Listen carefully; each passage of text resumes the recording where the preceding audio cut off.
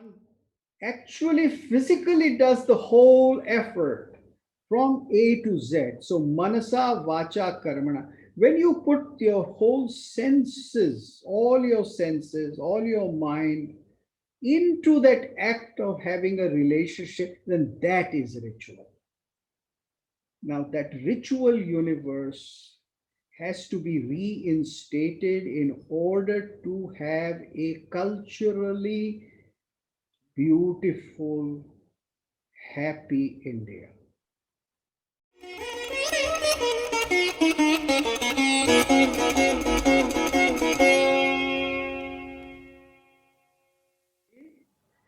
I begin with a small Mangalacharan in praise of Shiva.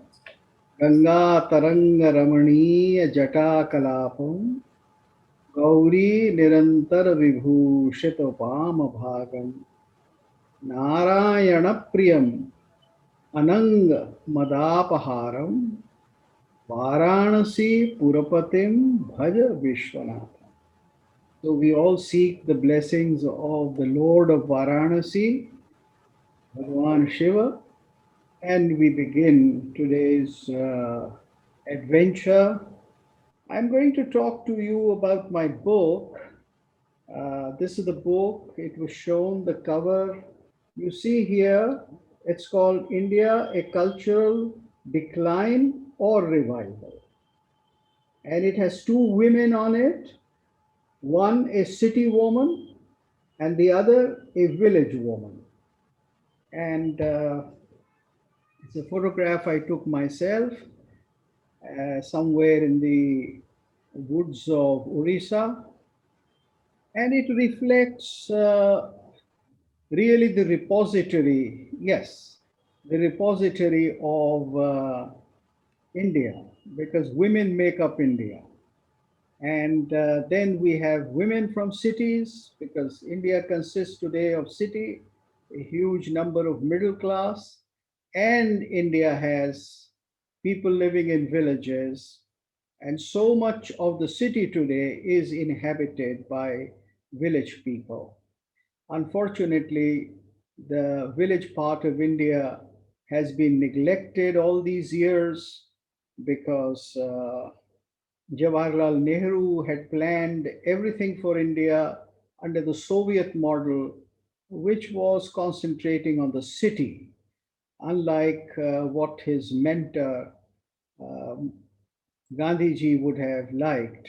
This is that is to say that concentrating on developing India, which is in the villages.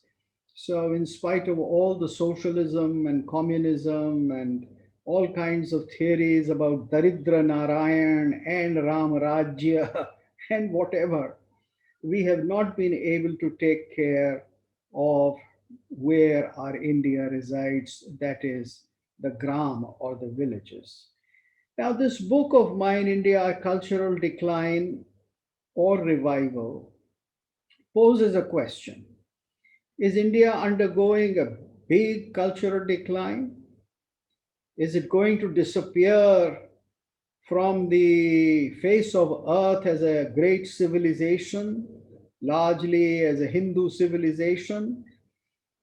Or after another struggle in the 20th and the 21st century, after independence, is it going to be a reassertion of an ancient way of life that traces back its history to at least 7,000 years ago?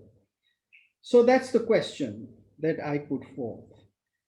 Now, when most people analyze India, when they talk about something very fashionable like the idea of India, you must have heard this phrase, idea of India, and several people have written books about it and articles about it. And there are famous people who mention idea of India.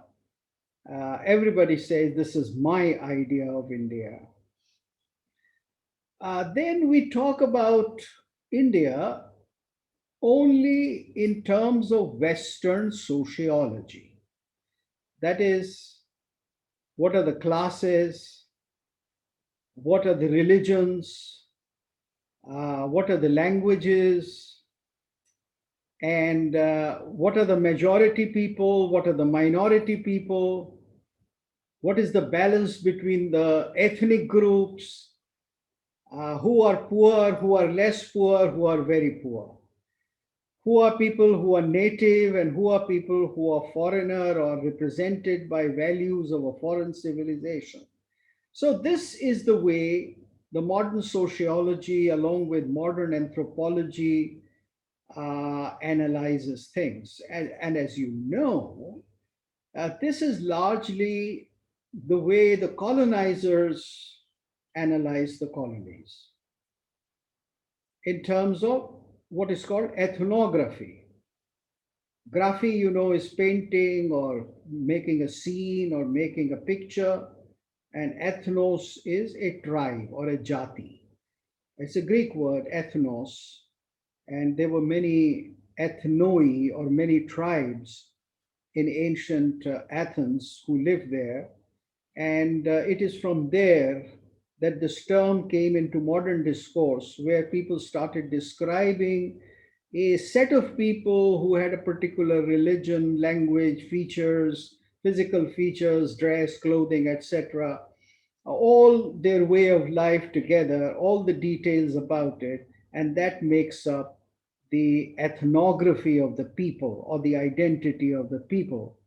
And the best example for ethnography of people world over is found not in any university website, but it is found on the website of a Christian organization called the Joshua Project or the Unreached People, where the Christians who want to proselytize the unchristian people of the world, where they have made a map of all kinds of people who live all over the world.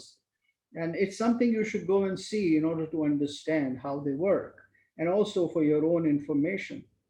Then they have divided the whole world into two segments: those people who have been converted or half converted to Christianity, and those who have not been touched so far, or who have not converted and who are waiting to be saved, like Hindus and Muslims and people from tribal areas, etc. So that site exemplifies the net result of how the Western world thinks. They think of the non Western worlds in terms of a people whose lives have to be changed, whose lives have to be saved, whose lives have to be altered, controlled for whatever reason: religious reasons, consumerist reasons, business reasons, military reasons, no matter what. But that's the approach. And according to that, the Western civilizations made their systems of study for the people of Africa and Asia and Australia, etc. And of course, we Indians.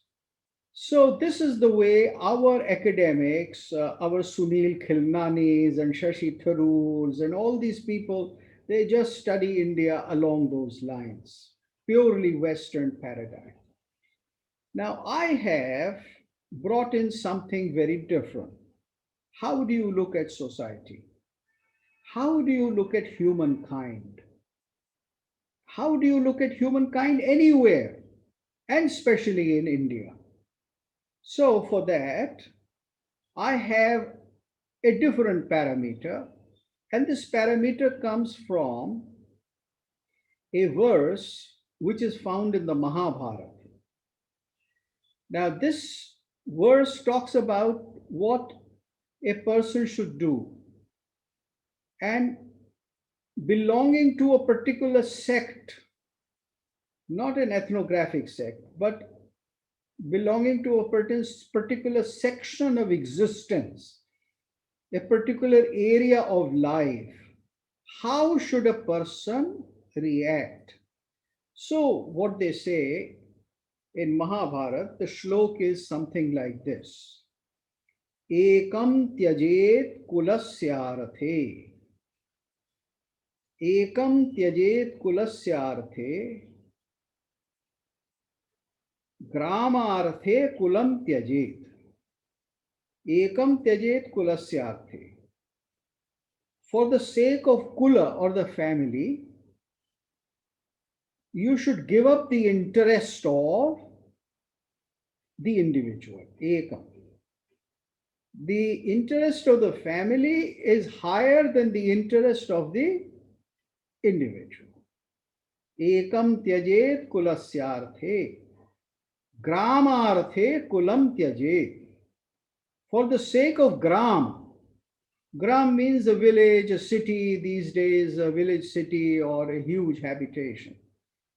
Ekam tyajet kulasyarthe, gramarthe kulam tyajet.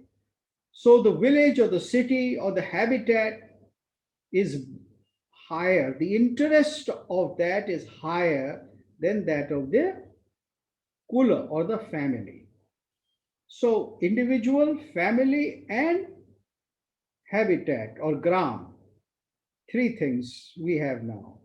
Ekam tyajet kulasyarthe, gramarthe kulam tyajet. Gramam tyajet janapadasyarthe. For the sake of Janapad, Janapad could mean a huge region or maybe even a modern nation. For the sake of the interest of Janapad, you should give up the interest of the town or the village or the habitat. The interest of the nation is bigger than that. And finally, he says, Ekam tyajet kulasyarthe, gramarthe kulam tyajet, gramam tyajet janapadasyarthe, atma arthe prithvim tyajet. And for the sake of atma or atma or self, not the individual, the atma, the spiritual self, you give up the whole earth. So now there are 6 entities or 6 divisions. Ek, individual, kul, family, gram or town, janapad or the large area or the nation, prithvi, the earth, the globe, the mother earth, and finally atma. Atma is the jivatma, the individual, which is other than the physical individual with a name like Bharat or Arpana or Shruti or somebody. So these are the 6 entities which make up existence everywhere. And this is not describing India. This is not an idea of India. This is an idea of existence, human existence. And Mahabharata is talking about that the interest of Atma is the highest, the individual is the lowest, and these are the categories in between. And I have tried to analyze modern India in terms of these 6 categories. And modern India, which I have seen through my own eyes. I was born 1946, and since 1955, with the blessings of the Almighty, I still remember everything, at least remembered when I wrote this book. So I know everything that happened in India from 1955, when Chacha Nehru gave the great speech for 1 hour in Ramlila grounds in 1957, after, when 100 years of the first rebellion against the British had concluded, 100 years celebration. So from that turning point in Indian history, modern Indian history, till, let us say, the present time, till the Kisan Andolan, which is happening on our streets right now. I remember, and I have in this book tried to put everything. This book was published in 2008, but things have not changed since then. Last 12 years, there has only been change of political power, but there has not been any substantial change within the country in terms of culture. So these six things are the categories through which I analyze modern India. It is very different from Nehru's idea of India, palimpsest, Karwan aate gaye, Hindustan banta gaya, that we are a set of people who are a product of all the invaders who came from the Aryans and then the Indo-Greeks and the Greeks and then the Huns and the Kushanas and the Arabs and all those people downwards.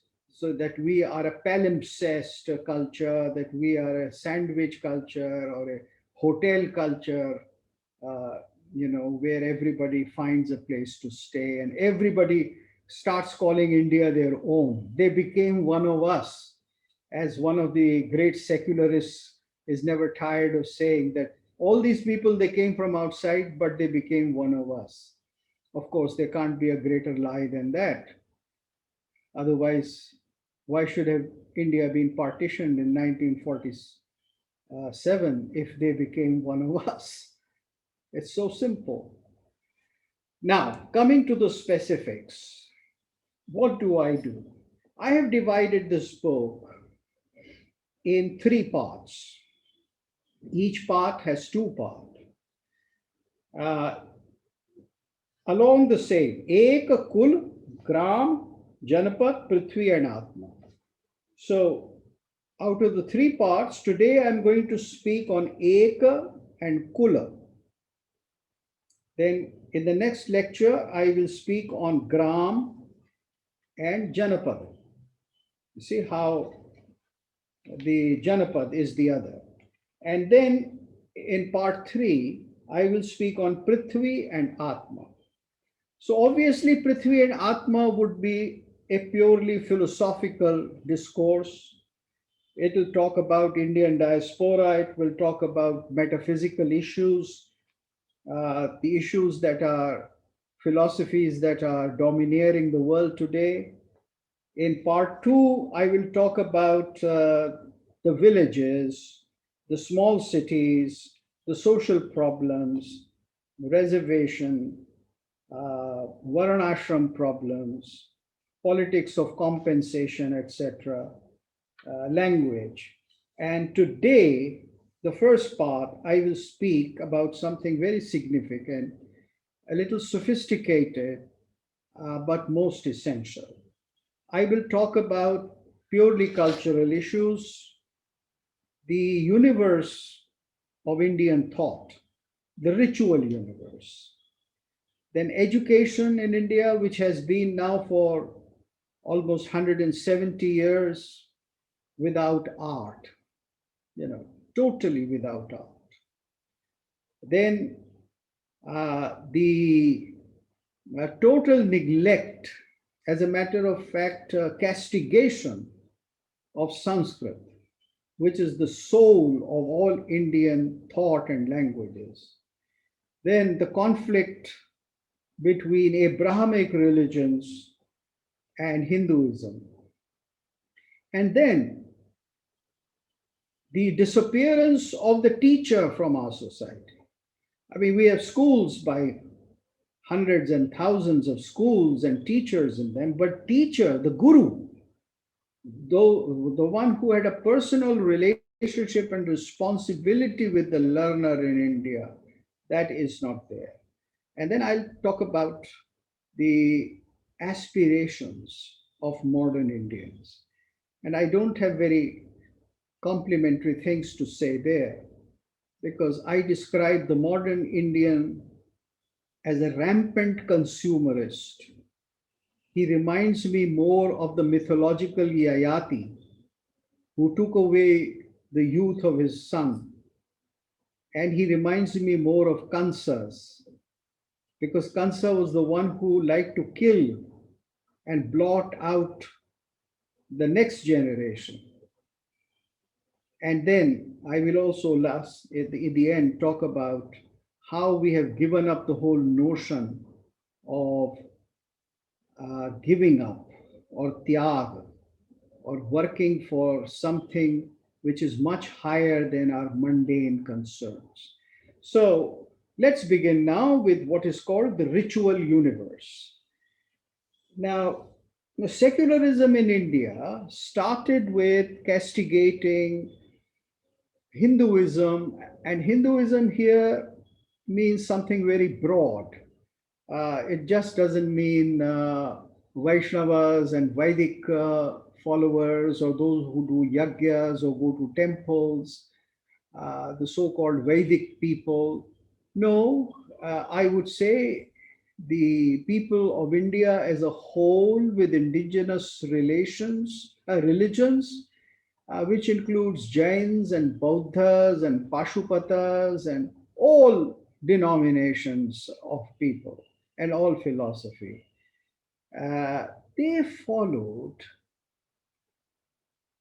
what was called for enlightenment, for understanding, for knowledge. They believed that you had to perform ritual, that life is nothing unless you do not perform rituals. Now, what happens in the 19th century is that Christianity comes along and it starts teaching us that all ritual is nonsense. You see, this was the Christian bias. This is the way they approach the ancient Greek culture and Greek religion when Christianity came to Greece. They said, no, this is a false religion. It's lost in ritual. It is lost in worship of gods in temples, in offering sacrifices, in celebrating elaborate uh, festivals, in having all kinds of gatherings in which people bring in the gods and spend time with them. So they said, all this is wrong, this is erroneous, this is devilish. This is how they taught the Greeks. And they slowly, over a period of 300 to 400 years, they wiped out the ancient Greek culture because they said this is false, this is devilish, this is away from truth. And then they established the Christian empire very solidly by 4th or 5th century, which lasted for almost 800 to 900 years. And then when the Turks came in, it fell. Now, the same thing was attempted by Christians in India in 19th century. So they said that Hinduism is all caught in empty ritual, in rituals which are very erroneous, which are highly sensuous, which have too much sex in it, like dancing in temples and women wearing beautiful dresses, etc. So it was a very severe form of Protestant Christianity, which talked about God in the heaven as pure God who had to be followed, whose commandments had to be followed, and men had to become good and spiritual and elevated by thinking of Him as somewhere up in the heavens. This was the paradigm they gave. Now, Indians who were at that time fully in the grip of the British Empire, they succumbed to this intimidation. And we developed a whole theory that, we are also very pure people. We are Vedic people. So we had Arya Samaj, we said, yes, all worship of murtis and vigrahas and going to temple is pakhanda, it is wrong. So Dayanand Saraswati went around the country telling people that this is something which is not part of the Veda, and your pure religion is doing yagya, and you should do yagya. And we believe in one God, we don't believe in many gods, and that one God is Param Pita Parmeshwar, as he translated it into Hindi. So when he would translate any verse of the Vedas, like the very first verse of the mantra, rather, Agni Mide Purohitam, then uh, he will translate Agni as Parampita Parmeshwar. I desire the Supreme Lord, Parampita. The word Agni is thrown out, you know. So this was the great intimidation which happened to Indian thinkers, contemporary Indian thinkers. And then from Arya Samaj, along with it, we had all kinds of Brahmo Samaj, Dev Samaj, various other movements in Bengal, who all emphasize that worship of a god or a Devi or a Kali or a Vishnu was superstitious, was backward and bad. So the educated class at that time, symbolized by, uh, you know, our Vivekananda, it denounced all that. And so the young Vivekananda, he went to the yogi and the worshipper of Kali, Ramakrishna, and he said, your God is false. It's only when Ramakrishna made him realize and gave him a darshan of Kali that he understood that his education under the British, from, you know, whichever college he went to, perhaps Presidency College at that time, was false. So there were very few people who understood this even at the time of Vivekananda, and Vivekananda had to start a whole movement. And then there were people like Sri Aurobindo and later on several others who wanted to cure the newly educated 19th century Indian of their Protestant Christian prejudices brought into Hinduism. But they did not succeed fully. Somewhere they failed. They did not succeed because we had other leaders like Mahatma Gandhi, who again thought that ritual was not the right thing. You see, this education of anti-ritual universe, that ritual is bad, went very deep, and it is present to this day. To this day, we don't realize what is the value of our temples. Now, ritual, briefly speaking, is an act of knowledge which is done by doing three things at the same time: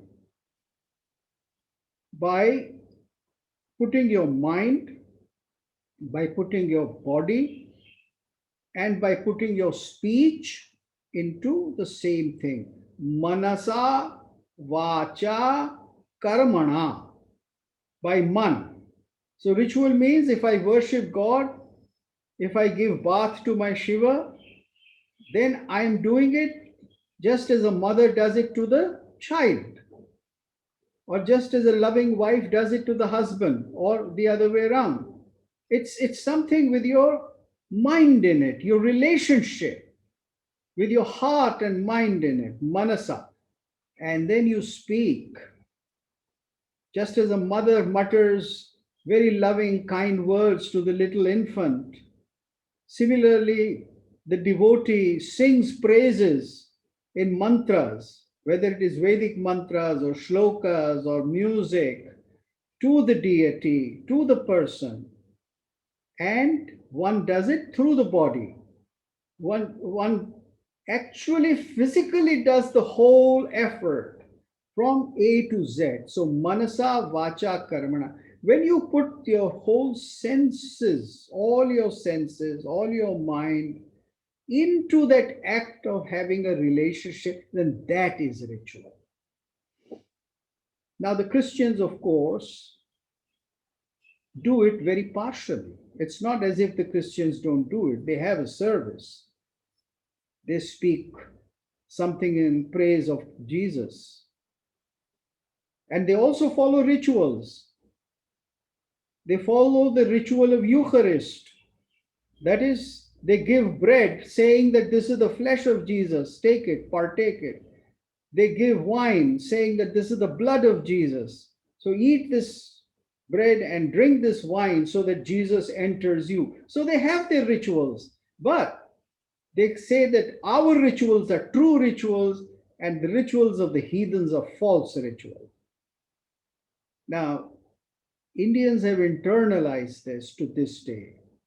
That is why even a highly pro-Hindu government like that of Shri Narendra Modi is not able to free the temples from state control because there is an internal roadblock that you don't know the value of your own rituals, you don't know the value of your own temples. That's why you keep postponing it or dithering or just not thinking about it and just not thinking how valuable it is. Now, that ritual universe has to be reinstated in order to have a culturally beautiful, happy India. Because all arts are part of that ritual. What else is drama? What else is painting? What else is poetry? It is making a ritual relationship with somebody else. What else is bhakti? So, what we have done is we have developed a Protestant Hinduism for ourselves, where people like Shashi Tharoor, they only say, oh, I'm this, I'm that, I can do this, I can do that. Hinduism gives me great variety, it has a marvelous intellectual fit, but you don't do anything. When somebody asks you, do you go to the temple and spend time? Then you say, no, I don't need to do it because Hinduism says, do it or no, don't do it. I'm still a Hindu. So what do? Do you do mantra jap? Do you do asana pranayam? No, I do nothing. I just sit back and speculate and write books and talk about the idea of India. And I just talk about how the majority Hindus should treat the minority Muslims. And I talk about the tolerance of Hinduism. But practically, I will not do anything. Now, this is the biggest problem. All religions, which are not just religions of faith or belief, but religions of practice, whether it is the religion of African tribes, Australian tribes, American Indians, Hindus, Buddhists, Jains, Pashupatas, Vaishnavas, whatever, they all believe in a sadhana. They all believe in manasa, vacha, karmana, action. And the India which was created for us by Jawaharlal Nehru was totally bereft of this. Whatever India survived from ancient times and wanted these things to be done was looked down upon him. It was looked down upon by him. By him. He looked down upon these things.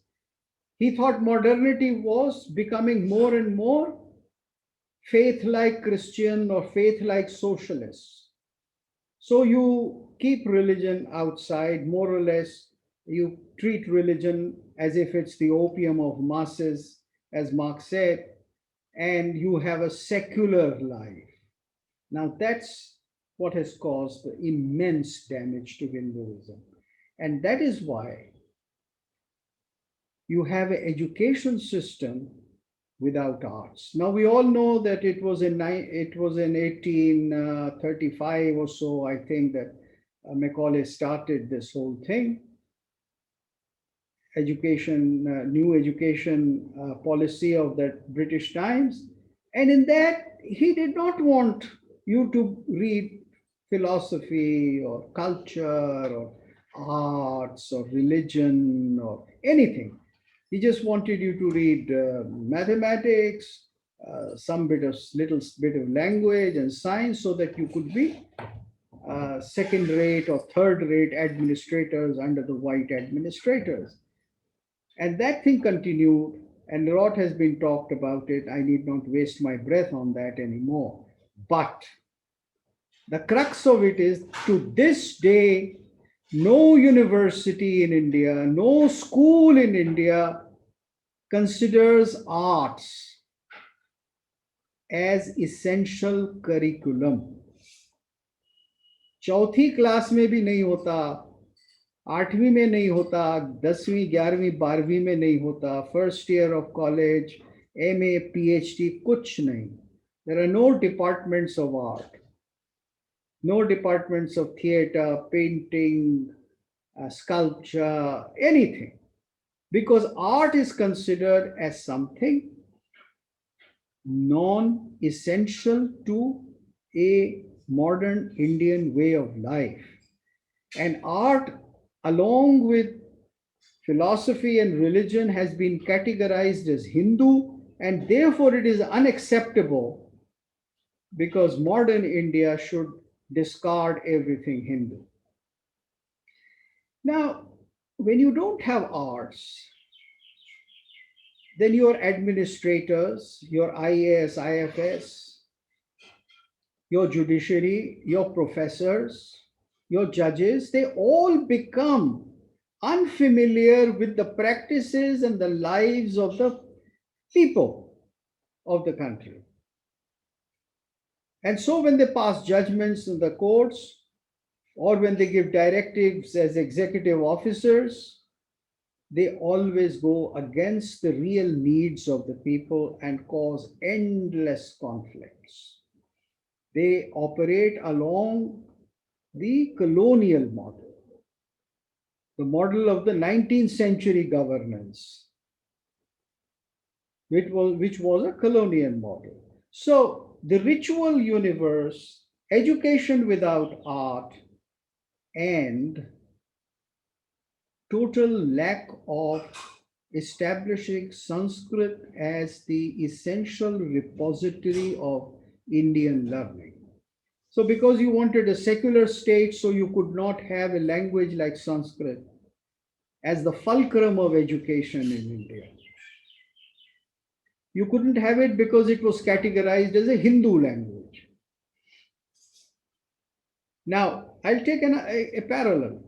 You go to the modern Greek state, the present Hellenic Republic, Democratic Hellenic Republic, modern Greece. Modern Greece preserves Greek as the fulcrum of its culture. They don't say this Greek is pre-Christian. Most Greeks today are Christians. There is nobody who follows the religion of Apollon or Zeus or Hera or any other ancient god. So they are all modern Christians, but they preserve their language. And because they preserve their language, they preserve modern Greek, medieval Greek, and ancient Greek. Through the language, they preserve their identity as culture. So they are reconstructing the temple of Athena for the last 100 years. They removed the church which was there. They removed the mosque which was there. Do you know that at Parthenon, they removed both of them? because when the Christians invaded, they broke down portions of the ancient temple of Athena and they put in a church there. And when the Muslims came, they put in a mosque there. So when modern Greeks who are not Christian, who are Christians, who are not followers of ancient Olympian religion, what did they do? They removed both of them. And they have started reconstructing the ancient temple of Athena made in 600 BC as it was and making every effort to restore it. So they have an identity which goes back to their history. Whereas in India, the story is exactly the other way around. We know the whole struggle of Ram Mandir, no point in my saying anything about it. But then there is the struggle of thousands of other temples waiting to be taken care of. But the point I'm driving at is very simple, that we have not taken a native model of culture. We have taken a colonial model of culture. And no political party in India to this day, I dare say, has given up that colonial model and restored in letter and spirit the native, the Bharatiya model. Along with this, there is the big problem of proselytization. We all know that. Unfortunately, for the last 1 week, the television is full of several very unpleasant news and developments on this front. Now, we have not been able to understand something very simple about Christianity and Islam, that they are proselytizing religions. They are not religions which treat any other religion, not just of India, but of the world, on an equal footing. They do not believe in equality of religions, equality of philosophies, equality of experience. They believe in exclusiveness. And so they believe in proselytizing and converting the rest of the world to their sect, to their sampradaya. And they're living in that pramad of the sampradaya, in that arrogance. So Christians would like to convert the whole world to Christianity. Muslims would like to convert the whole world to Islam. And there they would be in a conflict with whatever other faith or religion or cultural commitment people have, which does not fall in, which is something different from Islam and Christianity. Now, this is something we have to realize. Now, we made a model in which we said that Muslims and Christians who are part of Indian population will have certain rights. And in Article 25, we said that everybody would have the right to profess, practice, and propagate. Unfortunately, about the last word propagate, there has been no clarity. Should propagate mean convert? Or should it only mean talk about it? I can talk about the beauty, the glory, the goodness of the faith that I live, that I profess and practice. But does that give me the right to tell others that you will go to hell and that you need to be saved? That is something prima facie inhuman. And so the Constitution has somewhere or the other fallen short of this clarity. And Article 25 needs to be amended now. We have to make it very clear, and that propagation does not mean insulting others, belittling other faiths, and using unfair means, using means of means of bribery or unfair means of converting people into your faith. So, this is one of the major issues, and this has been spelled for 100 years very clearly as one of the major problems of India. The next thing that I want to talk about is the teacher. You see, the ancient Indian system, till the arrival of the British, was based upon a direct relationship of the student with the teacher. Of course, the student was located in an institution, whether that institution was a gurukul, a small gurukul of 10 teachers or 100 teachers, or a university of 2,000 teachers or 3,000 teachers like Udantashila or Nalanda. But the relationship was always based upon an individual acharya and the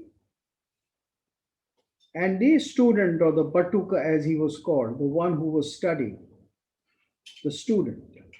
It was the duty of that particular teacher to take into his fold the student, not only for the period of study but for the whole life. And it was the duty of the teacher of the student to regard the teacher as the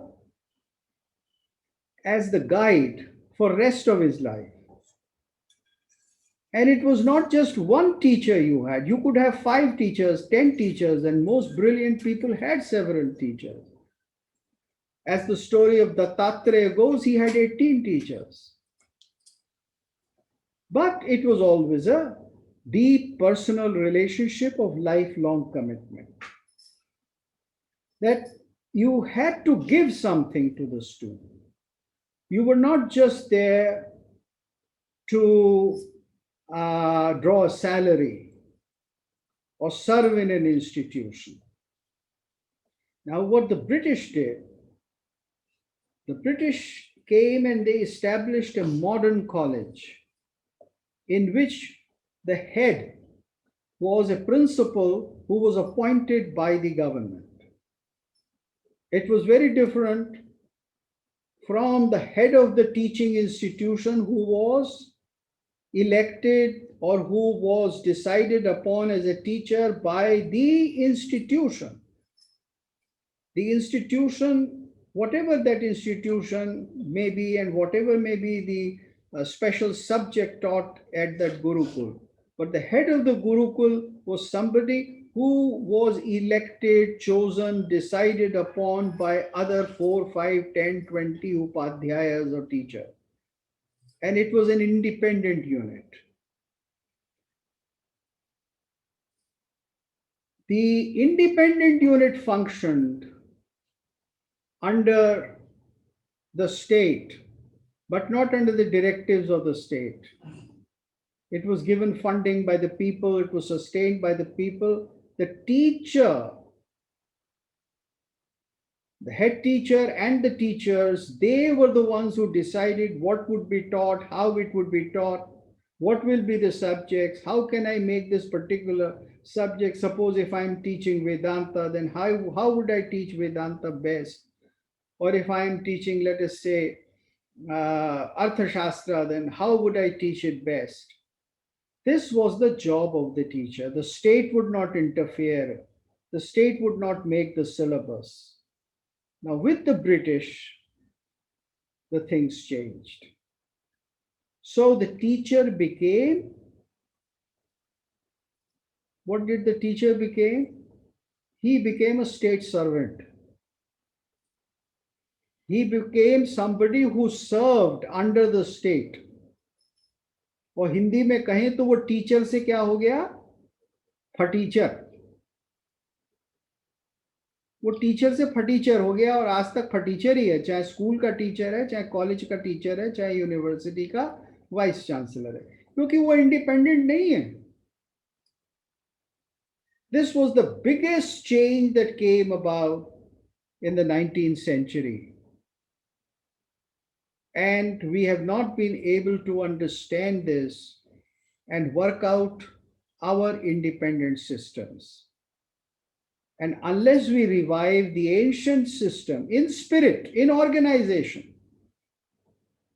not in dress code and syllabus and other things, because all that has to change with time, but in the spirit that teacher would be the one who will decide, not the education minister. Because it was presumed that the teacher is without doubt, he is nishanka, he is without any confusion. Now, unless you restore that, you will not have independence of the teacher. So, what you have actually now is state policies regarding education, where it is the secular state or the religious state or whatever state which treats education as a medium of propaganda,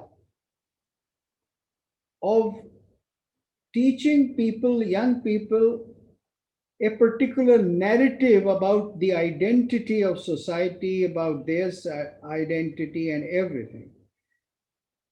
It's a state sponsored structure.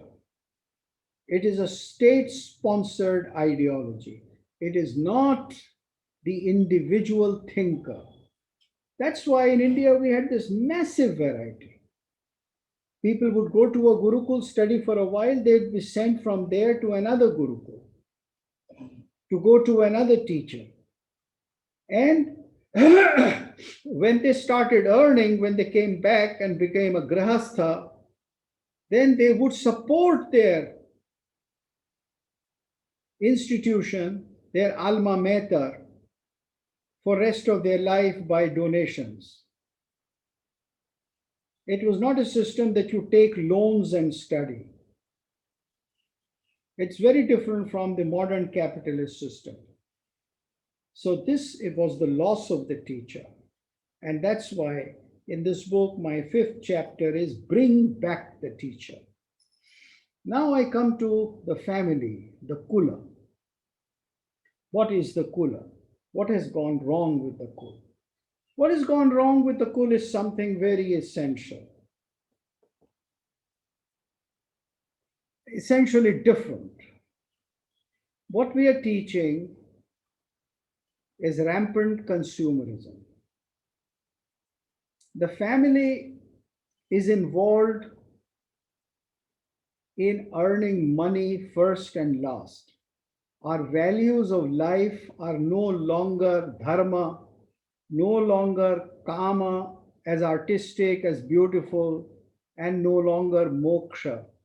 The ancient idea of dharma, artha, kama, and moksha has not translated into some kind of a modern practice. But we have only consumption, consumption, kama, kama, kama. It's a consumerist society. So we tell children when they are in nursery that you will become a successful money maker. So in one decade, the successful money maker is a chartered accountant. Another decade, he is an engineer. In a third decade, he may be somebody else. But we teach the child, boy or girl, that they have to be a material success. We don't teach any human values. And the society has very little time to have a relationship between parent and children. So, what you end up doing is you don't think about the future or even the present of the children. It's no longer a family in which children are the center of attention. They are given attention enough to be successful in worldly terms, to make a career, to pass exams, and to earn more money. Neither the education system nor the family is concerned with anything else. And hence, the family ends up becoming somebody that consumes the children themselves.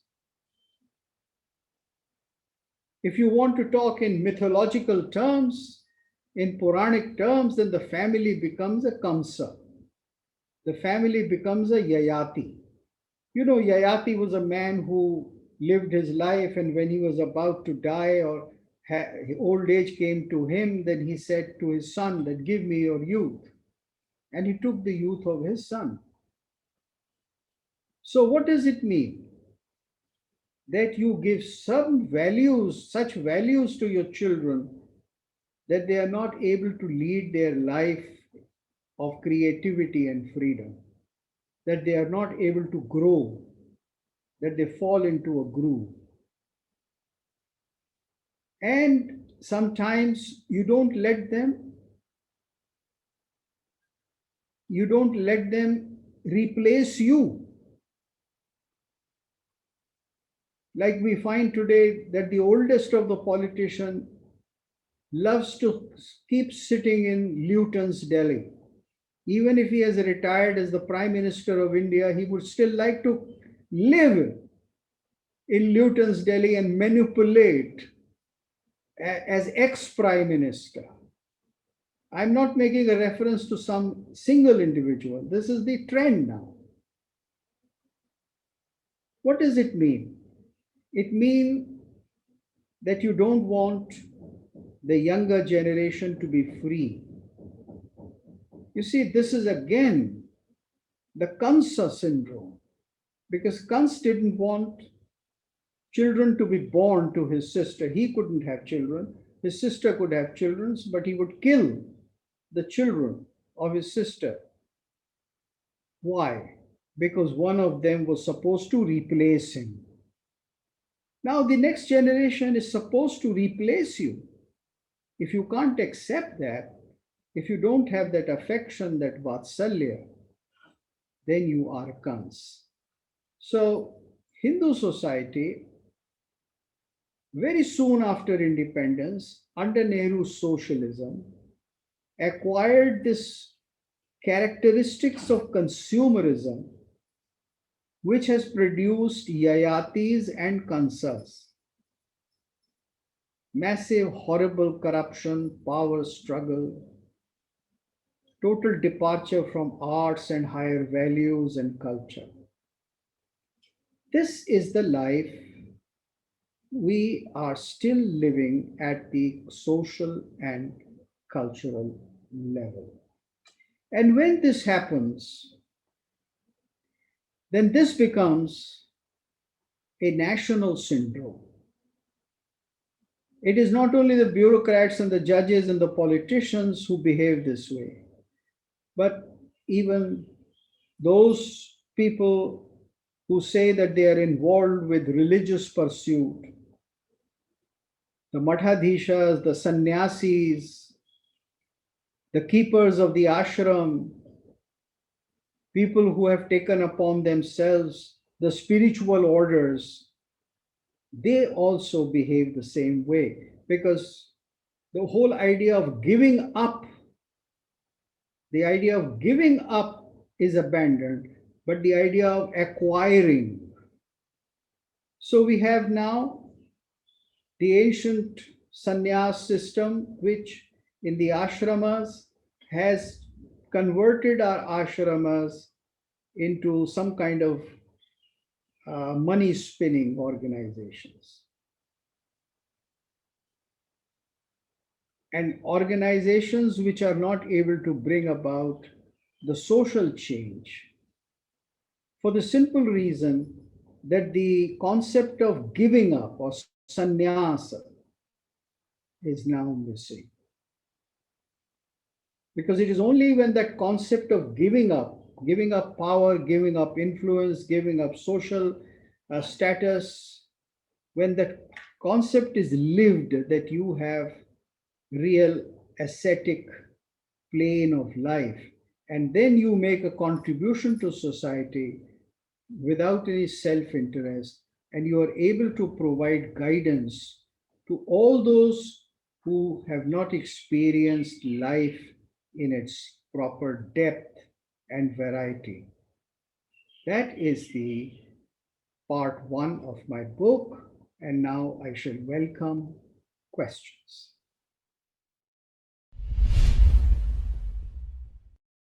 And we already have a couple of remarks, many remarks in the chat box. One of them is, why are Hindus so gullible? We have had a collapse of education system for a very long time. Our educational institutions were either wiped out or reduced to dust. At least they could not survive in the cities, because most cities under Islamic occupation did not offer them any substantial financial aid. They wouldn't. Why would they offer that to Kafirs? So most of these institutes were outside the city as ashramas, and they were for sadhana and religious purposes, dharmic ashramas. They were no longer academic, pure academic places. So we have had a lack of pure academic places for 800 to 900 years. Whatever has survived as uh, exception to the rule. You know, some agrahara somewhere. Of course, there have been scholars and academics and people who have preserved manuscripts and done study, but their quantity, their numbers, they are very few as compared to what is needed for this whole big country and what used to be before 1200 AD. You see the number of education, educational institutes, the number of centers of learning that we had. It was immense. I will quote Tariq Fatehji, who was asked the same question by somebody, that why don't Hindus wake up? That in a different context, of course, not culturally, but in a political context. And he said that Hindus are very, you may say, he didn't use the words, but very narrow thinkers. They feel, he said in Hindi, बस मेरा बेटा MBA कर ले, मेरे बेटे की MBA में हो जाए. They don't think about the community at all. बात सही कह रहे हैं, because this is what I said a minute ago, that you want to teach some very limited values. Money making is what you want to take. And I think Tariq Fateh is right, because it's a fact. Anybody who opens his eyes and sees the practice of Hindus for the last 50 years, he would just see this. तो वो गलत नहीं कह रहे, मैं यही कह के चुका हूं आपसे अभी. सर एक और पॉइंट ऑफ व्यू है by doctor Radhika. She says that क्योंकि हमारे खून में गद्दारी है. ऐसा है कि आप इसको केवल पॉलिटिकल टर्म्स में ना देखें.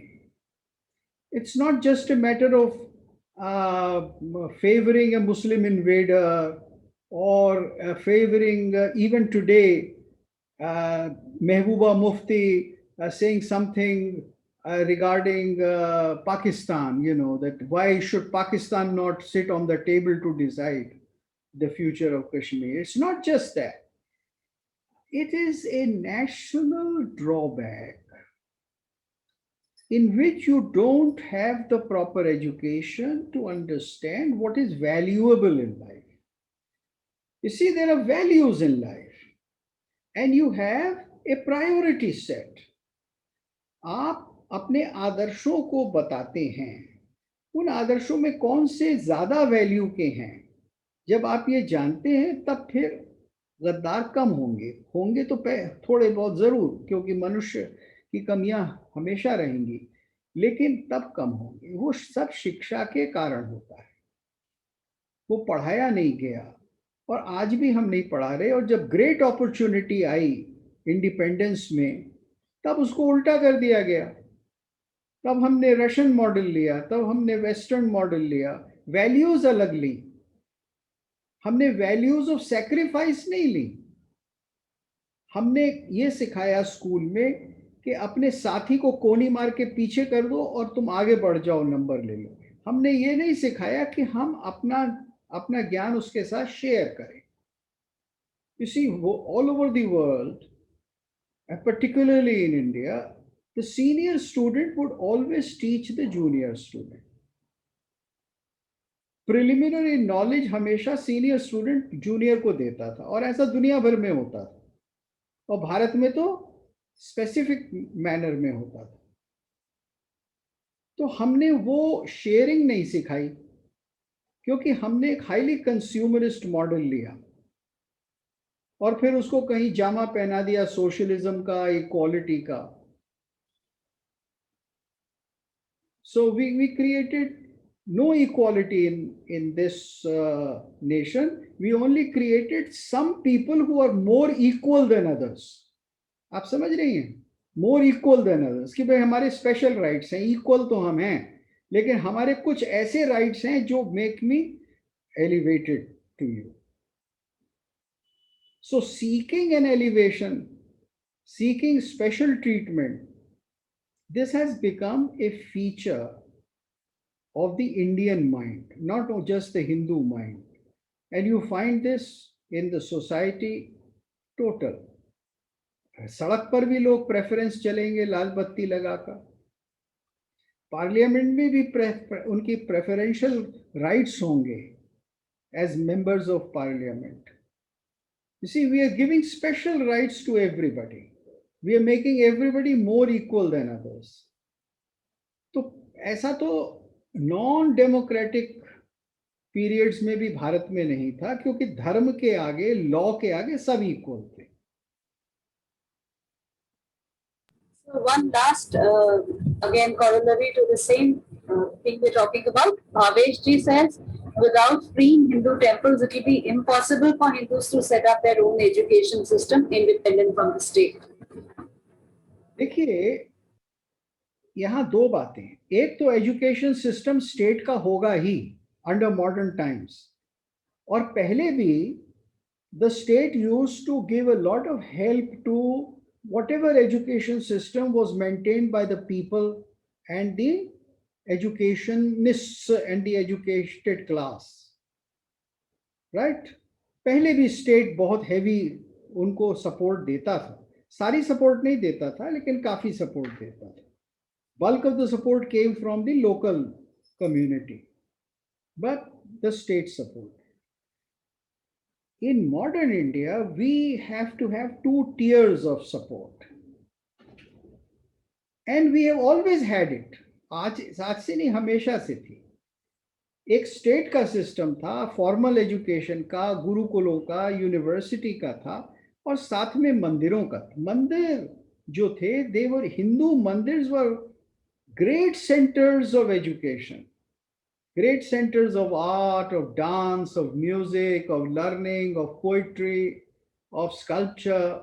कोई विद्या नहीं थी जो वहां प्रेजेंट नहीं थी और जिसके स्पेशलिस्ट को वहां से कुछ फाइनेंशियल और सब्सटेंशियल सपोर्ट नहीं मिलता था। So Hindu temples were not just for prayers. They were not just for gathering places. They were not just for a political sermon. They were for a cultured life in which you thought about all aspects of your life, and in which all kinds of arts and skills found a refuge. Sustenance मिलती थी। तो संस्कृत के पंडित भी होते थे, आस्थान विद्वान भी होते थे, संगीतकार भी होते थे, नर्तकियां भी होती थी, पखावज बजाने वाले होते थे, फूल मालाएं बेचने वाले होते थे, कपड़े बनाने वाले होते थे, जो सब मंदिर में कुछ ना कुछ कर रहे थे, जो मंदिर में आने वालों को प्रोवाइड करते थे। भगवान को की सेवा में सब इस तरह से लगे थे। So it was a place which provided economic succor to all levels of people. Now, why can't this happen again? Why is that non secular?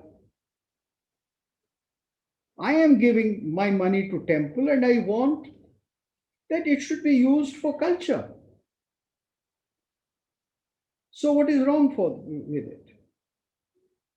Why should the state take away that money? हुंडी को उठा के क्यों ले जाए और वो public exchequer में चला जाए और एक आईएएस ऑफिसर उस मंदिर को रन करे जिसको शायद एक भारतीय भाषा भी ढंग से नहीं आती हो और अंग्रेजी तो ज्यादातर उनकी टूटी फूटी होती ही है, उम्र गुजर जाती है, वो एक पैराग्राफ में भी 2-4 गलतियां करते हैं. I know this because I have produced dozens of them as a teacher at Delhi University. मैंने सैकड़ों को इम्तिहान पास करवाए हैं आईएएस के. तो वो कारण क्या है कि हमने एक सिस्टम बनाया है जिसमें रिटर्न्स बड़े पुअर होंगे हमेशा, and we have to alter that system. Right here, you mentioned something not central to your discourse, but still, I think it's important. The language question with Western ways of looking at things, either Christian or secularist. And so Hinduism is losing ground because of whatever I hear of new developments in the field of education, keep on making it worse and worse. Like this new education policy, is making a little nod to the vernaculars, but essentially it is corroborating the dominance of English. What do you say as a man of the field? What I would have to say is this. If you bring back the Indian arts, and I am saying arts, not worrying about Islamic or Buddhist or this or that, because arts are living forms. If you bring them into education right from the first class and you, let us say, teach till at least class 8 or 9, some 2 or 3 arts in a practical way in every school in India, not just exclusive schools, but every school in India, this kind of a dissociation with Hindu thought and culture would disappear. And you should teach those arts in the language and the activity of that particular region. So if the school is in, let us say, Bhubaneswar or Cuttack, then all that you should teach those arts, you should teach what is being lived there by the people. You shouldn't worry about an all India phenomena and things like that. And secondly, my idea of education is very radical.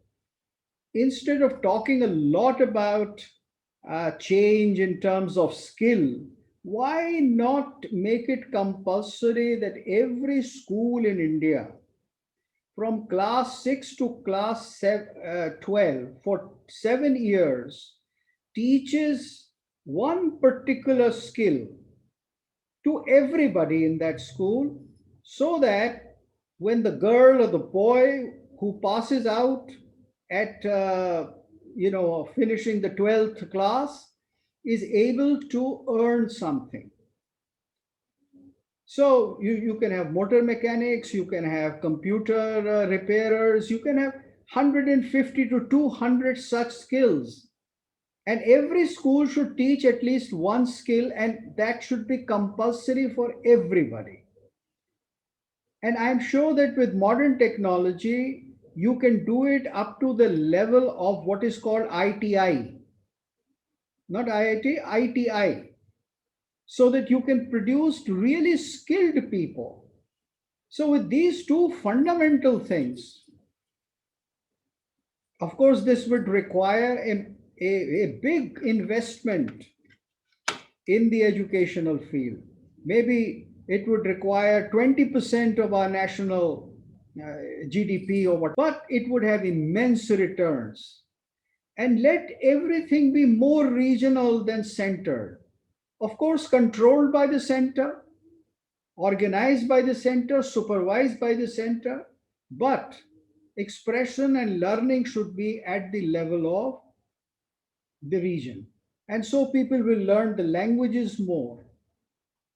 As for English, I would say that if it is compulsory for every bureaucrat to know at least two Indian languages other than his or her mother tongue before entering the exam, and if that is a compulsory condition for bureaucratic services, for judicial services, for academic services, this whole situation will change. And once the Indian languages assert more, people will also accept Sanskrit in a bigger way because they'll realize that it is the most practical language. It's the easiest language for not national unity only, but for national interchange, all kinds of interchange. This is very different kind of a thinking, but after my years and years of experience as a teacher, this is what I think. We should talk less and we should work something practical. I actually don't have questions, but I thought I would make some observations which might be instructive and useful to everyone. The point that you mentioned about the temples, used to be the center of art, and that, I think that is more true of the north, where, as Nirad C. Chaudhary rightly wrote, that there has been a destruction of Aryavrat totally. Whereas in the south, the temples are very much following that. It is a great honor for a girl to do her Arangetram, for example, in a noted temple. They book the space. So there's a special sort of manchek hai, jahan pe, performances hoti hain. Wo sab hai. The temples, the big temples have educational institutions as well attached to them, such as Tirupati and many other larger temples. Which is not to say that everything, all is well in the south with regard to temples. The same issue of the, control of temples is a problem. But as a center of art, it does continue. So my point is that I know what you mean about the school and the teacher being important. But what I feel is also that the home and the family is where these cultural values have got to be imparted. And I'll give my own example. I grew up in Bangalore and went to a Methodist school. Right? So school method, obviously there is no Bharatiya influence in that sense. But my father was very keen. So from the age of 6, I have learned classical music and Bharatanatyam and everything else up until, just like what you were saying, up until right about 10th standard or so. So that naturally then gives us a certain exposure. And this is true actually in the south of people from most religions. Most of the people who are, Christians, who are, more forward looking, they will be also part of this, because the whole ecosystem supports that. In the 10 years or so that I've lived in Delhi, what I've noticed is that yahan pe wo ecosystem nahi hai. Abhi bhi wo ecosystem is more, veering towards this whole Urdu. And I actually know Punjabi families here who have all their children, like if they have three children, they're all given Persian names. I'm like, you're Hindu, why do you have to give Persian names to all your children? Now, that is the sort of thing, because that's sort of, there is a sort of more of a buy-in into that. So there's no pushback is what I observe in the north for these kind of concepts to bring back our customs. There's got a lot more to be done. There's got to be art forms like the south, even in the east, there is more of an importance in learning dance and music. So that sort of continues. Wo parampara chalti hai. Comparatively, temples are preserving more art, but no temple in the south offers archana to the deva, to the devata through dance. You see, the act which the British made in 1935 or something, that there'll be no dance in temples, is still the legal situation. There is no temple in the south in which you really do a puja through dance. I mean, I have been to Jagannath Puri and talked to the head administrator there, and even to the Vidwans. Just as the pujari recites mantras, why should a dancer, why should 2 or 3 dancers not do it 3 times a day? And they find it, they find it very disturbing. So, and this is true of South also. You see, there has been a very big divide Of course, people are preserving it better in South, but then they are not able to do anything in the temples there because temples are in the hands of totally hostile Christian Islamic people. So that's once it is removed at an all India basis. You see, the states will never liberate the temples. It's only the parliament in New Delhi, which by bringing a central act and asking the Supreme Court of India to really examine the matter dispassionately, that this can happen. Once that happens, your temples in the south will become 10 times more beautiful and productive and helpful to the poor people, to the lower middle class, because you would have the wealth and the system to do it, and you won't have these people like T.M. Krishnan, who go on creating hostile and very acerbic views about dance and about Carnatic music. Because, and also people should be asked to come and sing. I mean, I don't understand why even today, like young upcoming musicians cannot sing in the evening and do an archana. If it's a Rama temple, then sing Tyagaraja. If it's a Devi temple, then sing Muthuswami Dikshita. If it is a Padmanabhan temple, then sing Swati Tirunal. This can be done even now. But because you have an administrator, an IAS, and somebody who is anti-Hindu, this cannot happen. So I take your point that yes, we have a lot more preserved, but let us preserve it and let it flower more. It's our duty to make it flower more. Rohitji adds to it that offering dance to the presiding deity in the temple is not allowed since the abolition of the Devdasi Act. So my question is pertaining to someone in their 20s who have their whole life ahead of them, and we acknowledge that there are these problems. We have hijacked temples, teachers are stooges of the government, and the government has departed from the dharmic values. We can totally understand that. But as an individual, I'm quite powerless. I mean, as an individual, I can't bring about these changes, and I'm torn between problems such as managing my finances or aesthetics. So someone in 20s, we have to make sure that we have a stable job. If we don't have that, we can neither contribute to our aesthetics nor we can have a nice life. So in that case, where do you see this going? So is the best case situation for us to settle elsewhere, outside India, and maybe bring your culture with yourself? So should Hindus become the next Jews? Or what should an individual do, an individual Hindu do in such situation? Hindus cannot follow the example of Jews. Secondly, there is no need for Hindus to do that. I mean, we have 1 billion of them right here. They should simply take control of their own land, whatever land they have control of now. So, of course, they should learn from the Jews how to revive.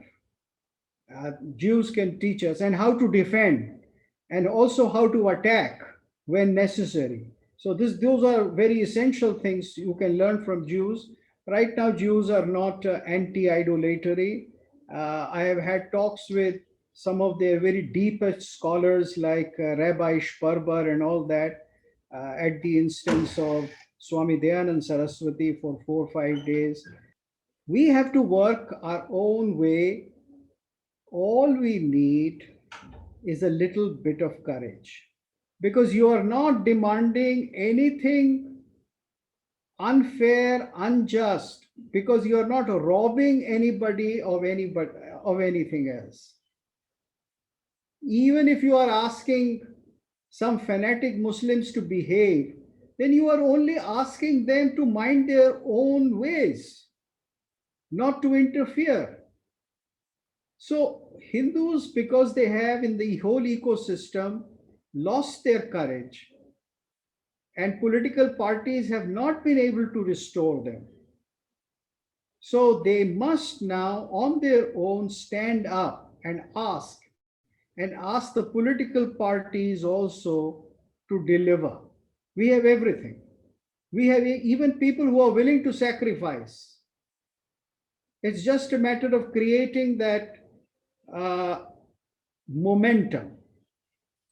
And that momentum has not been created because somewhere or the other, our leadership is too preoccupied with Gandhiism or with certain Arya Samaj values or with certain funky reformist ideas about Hinduism. They still think that Hinduism is to be reformed like Brahmo Samaj used to do it.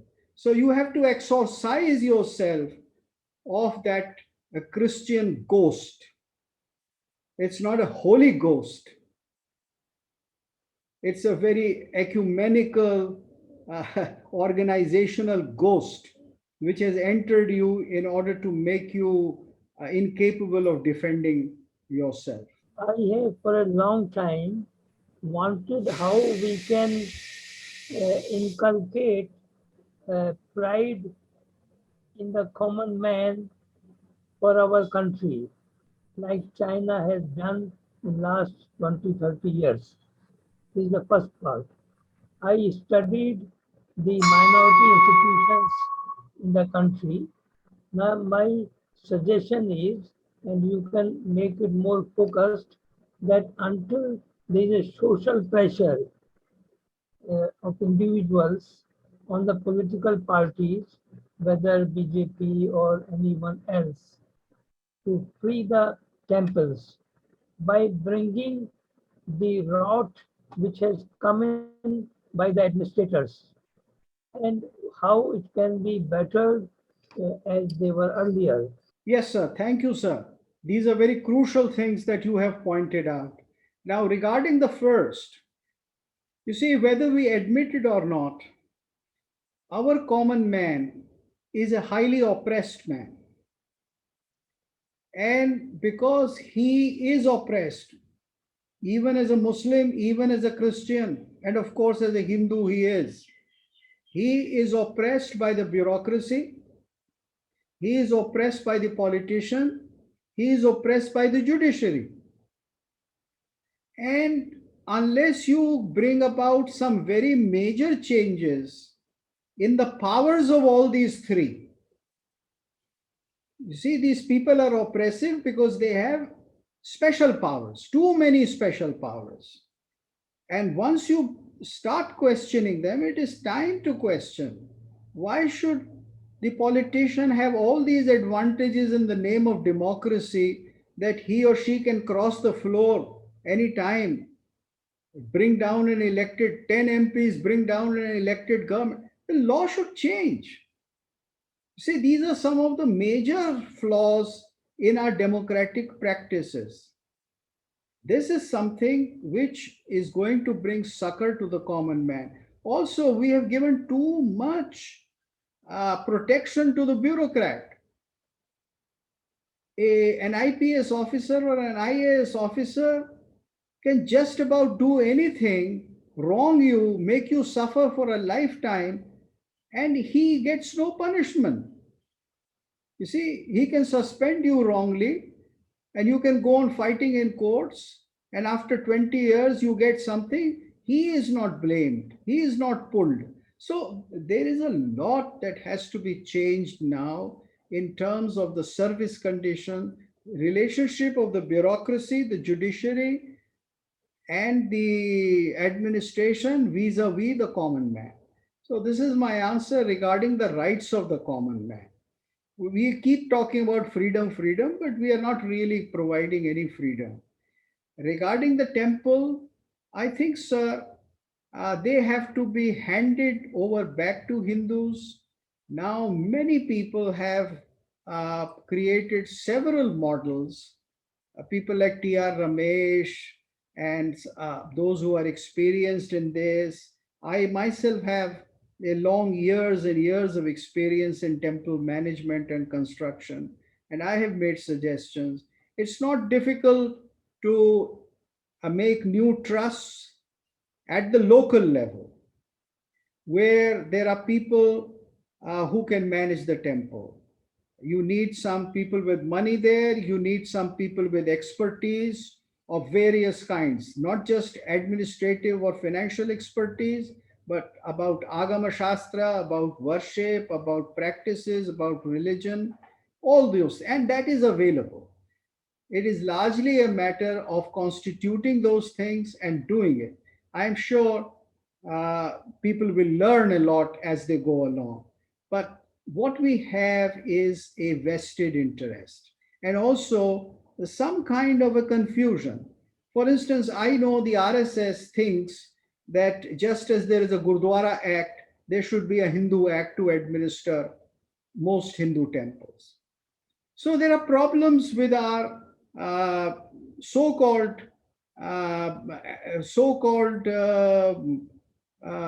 advocates of Hindu interest, who have very little experience and understanding of culture. But it is high time that they work out something. You cannot wait for for much time. In another 10 or 15 years, 3/4 of the land of every Hindu temple would be gone, let me assure you, whether old or ancient or modern.